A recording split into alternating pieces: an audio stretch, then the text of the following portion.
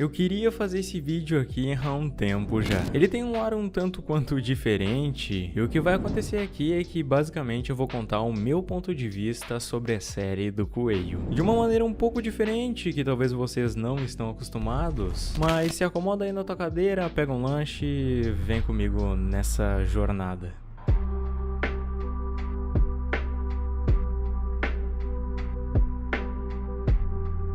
Eu acredito que todos que são amantes de animação devem conhecer o Ronaldo, que é o dono do canal Gato Galáctico. Com certeza, o Ronaldo deve ter criado esse canal aqui com um outro propósito, e talvez ele não imaginava que iria se tornar o que é hoje. Não que isso seja algo ruim, mas calma que a gente vai entender isso ao decorrer do vídeo. A nossa história começa no final de 2013. Nesse ano tava pra acontecer algo que ia mudar pra sempre a vida de alguém. Algo não tão bom assim, mas também não tão ruim. Como muitos de vocês já devem ter deduzido, nesse ano Ronaldo lançava os primeiros episódios da série Coelho.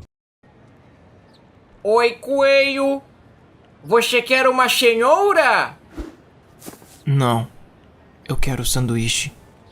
O primeiro episódio era intitulado Quero Aipim, e apenas 50 segundos de animação foram bastante pro Coelho conquistar o público com seu carisma um pouco duvidoso. Afinal, o carisma do Coelho era não ter carisma. No começo, tudo tinha um ar muito mais simples, e conforme os anos foram passando, foi naturalmente ficando mais complexo as coisas nessa série. Tem quem diga que tudo acabou mudando por conta da situação difícil que o Ronaldo estava passando na época, mas tem gente que não acredita nisso e acha que a série sempre teve um pouco essa pegada e na época só você não percebeu. E após rever toda essa série aqui, a gente acaba pegando algumas frases e algumas referências que até podem comprovar isso. Como por exemplo, o Coelho falando coisas como cada um sabe o que é melhor para si, em um contexto onde que não necessariamente ele precisava dizer aquilo. Ele poderia apenas tentar ser engraçado ou antipático do jeito que ele é, mas ele optou por usar essas frases de efeito. O que na minha opinião é algo muito interessante, que desde o começo mostrava que o Ronaldo queria passar uma coisa não tão simples com essa série. Desde o começo da série a gente acaba pensando que a gente tá lidando com crianças, porque a grande maioria das atividades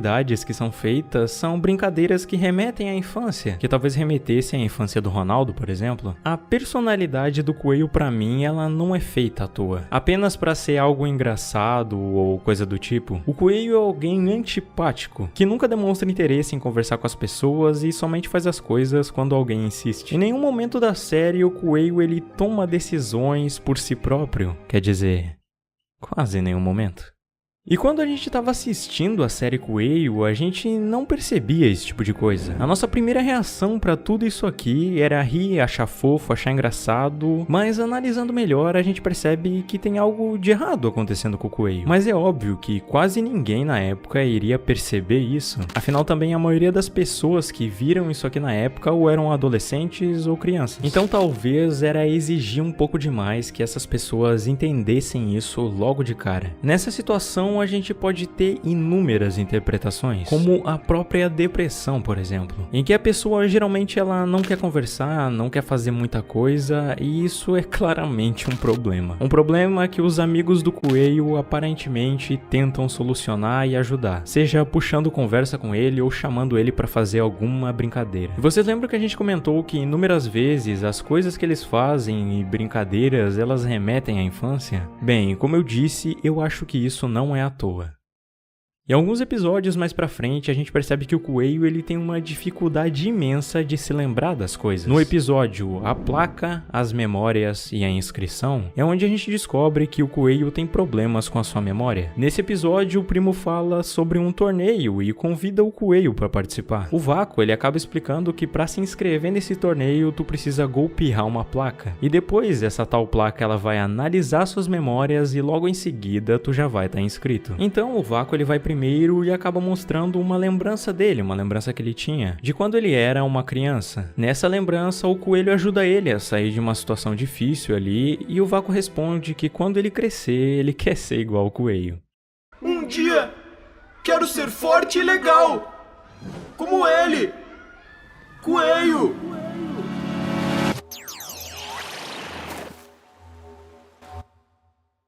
Tranquilo, logo em seguida o coelho ele vai dar um soco também na placa para poder participar. Mas no momento que ele faz isso, o sistema ele meio que dá uma bugada, porque afinal o coelho ele não se lembra das suas memórias. Mas mesmo assim, ele consegue se inscrever pro torneio, mesmo sem a gente ver quais são as suas memórias.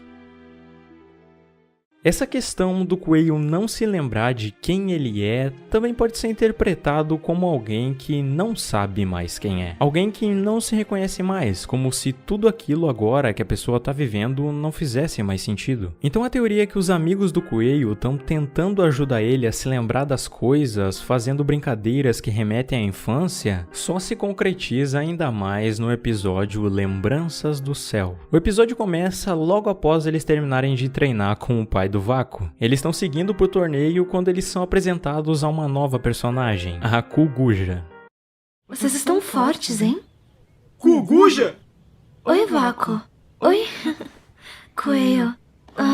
Quanto tempo? Eu nem conheço a sua pessoa. Ai, só pode ser Brinks. Ela pergunta a eles se eles se lembram dela. O Vácuo acaba dizendo que sim, mas obviamente o coelho diz que não. E a Kuguji, ela meio que não se conforma com isso e tenta fazer o coelho a todo custo se lembrar do passado. E no fim do episódio, o primo ele acaba soltando uma frase muito importante. Sabe, primo, Que foi? sinto saudade da infância. Praticamente toda vez que o coelho é questionado sobre o seu passado, a gente sempre percebe que acontece alguma coisa na tela, como se fosse ele tentando se lembrar de algo, mas não conseguindo. Acho que a parte mais interessante que a gente tem aqui para comentar são os episódios em que a Sombra aparece. A Sombra, ela não seria nada mais nada menos que a personificação da depressão de coelho. Esses episódios seguintes, eles têm um tom bem mais melancólico que o normal, que talvez na época que você assistiu, você não tenha percebido ou prestado tanto atenção assim. E é nesse ponto também que existe uma das cenas que pode ser facilmente interpretada de outra maneira. Acho que vocês já conseguiram perceber do que eu tô falando. E um personagem ao qual as pessoas não dão muito destaque, mas que talvez é o mais importante de toda a história, é o primo. Aqui, após o coelho ir embora, ele diz algumas palavras de extrema importância e acaba nos informando sobre o personagem que a gente vai conhecer mais pra frente. Cuidado, coelho, porque o medo traz a sombra. O que isso significa? Você verá. O primo, em toda a jornada do coelho, ele serve como um guia, alguém que tá ali pra tentar ajudar ele, pra fazer o coelho se lembrar de quem que ele era. Em quase todos os momentos da série, as coisas acontecem porque o primo sugeriu aquilo. Seja alguma coisa besta pra fazer, as brincadeiras, uma piada e até mesmo o torneio são bons exemplos disso. E se o primo nunca tivesse dito nada, o coelho ele só ia ficar sozinho, sem ninguém e sem nenhum objetivo. O primo funciona mais como um alicerce pro coelho. Ele sempre tá de bom humor e sempre busca fazer o certo, independente da situação. Não importa o quão mal o coelho trate ele, chamando ele de gordo, de chato, batendo nele ou coisas do tipo, ele sempre vai estar com um sorriso no rosto, porque ele sabe que naquele momento quem tá precisando mais de ajuda é o coelho. E esse é o dever dele em toda a série, ajudar o coelho. Prestem bem atenção nisso que eu disse, porque mais pra frente vai ser importante. No episódio 23, intitulado A Sombra, é onde conhecemos a Sombra. E esse episódio ele tem uma pegada muito mais sombria do que o normal, com sons bem perturbadores de fundo e com uma trilha sonora quase que inexistente. Apenas um imenso som de vácuo, que isso realmente serve para dar uma sensação de que a gente tá num imenso vazio e solidão. A Sombra, ela inúmeras vezes fala que deseja consumir o coelho e fica pedindo para ele a todo momento desistir. E após tudo isso, a Sombra ela acaba tomando conta do corpo de coelho e o episódio chega ao fim. Pai.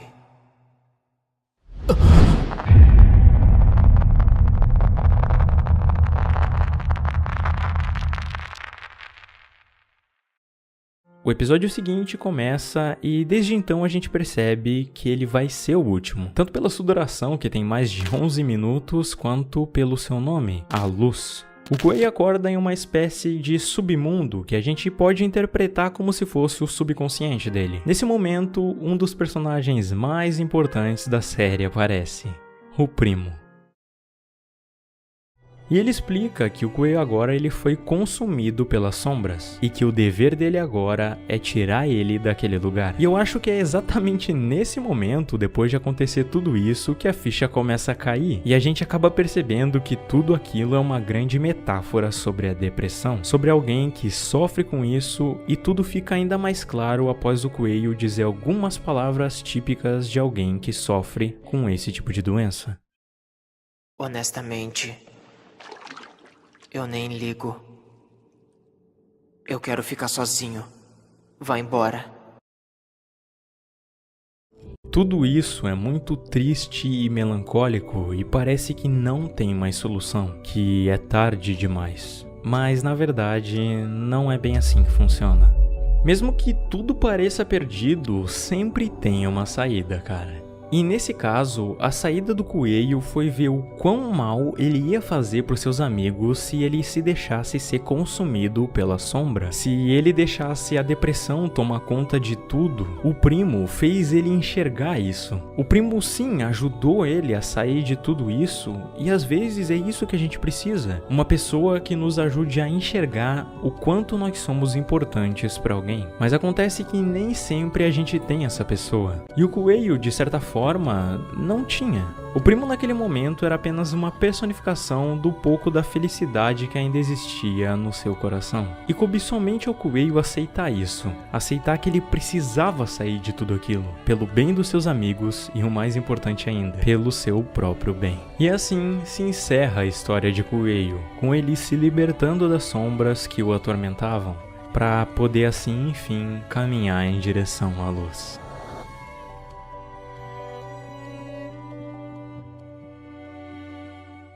Muitas pessoas na época não compreenderam a mensagem que tudo isso aqui queria passar, e muitos se questionavam até por que terminar essa série tão incrível dessa maneira. Por que não continuar com tudo isso, já que todo mundo tava gostando? E bem, eu com certeza imagino que a série do Coelho foi um grande marco na vida do Ronaldo, porém também não foi uma das melhores épocas da vida dele. Isso porque o Ronaldo ele dava tudo de si naquela época para poder produzir uma animação completamente sozinho. Mesmo que seus vídeos tenham um reconhecimento muito absurdo, ainda assim é algo muito, mas muito desgastante. E talvez muitos não saibam, mas a série do Coelho, ela só foi bombar mesmo e pegar visualizações consideráveis depois da música do Pudim Amassado, que acabou viralizando pela internet toda e não saía da cabeça de ninguém. Antes disso, a série não tinha números tão altos assim. O final da série representa nada mais, nada menos que a superação da depressão do Ronaldo. E por incrível que pareça, isso passou despercebido por muita gente, que insistia na continuação da série mesmo sem saber que aquele final, daquela maneira, e a maneira como tudo se encerrou, era simplesmente a maneira perfeita de como tudo realmente deveria acabar. Isso se tornou algo tão sério e passou tão despercebido naquela época para as pessoas que o próprio Ronaldo teve que vir a público para poder explicar abertamente o sentido da série e por que aquilo era tão doloroso para ele. É uma pena ele ter que fazer tudo isso porque de certa forma tira um pouco a magia da série, que é você saber interpretar toda aquela situação e descobrir o que ele tá querendo te passar com aquela mensagem. Mas é compreensível sim, pois a maioria das pessoas que acompanhavam aquilo na época eram sim crianças, e tu meio que não pode exigir de uma criança que ela acabe decifrando todas as mensagens complexas que tu queria passar. Era extremamente complicado naquela época. O Ronaldo sempre foi muito criticado por de certa forma ter abandonado a animação para criar esse novo conteúdo que ele produz hoje, mas eu de maneira nenhuma aqui vou julgar ele por conta disso.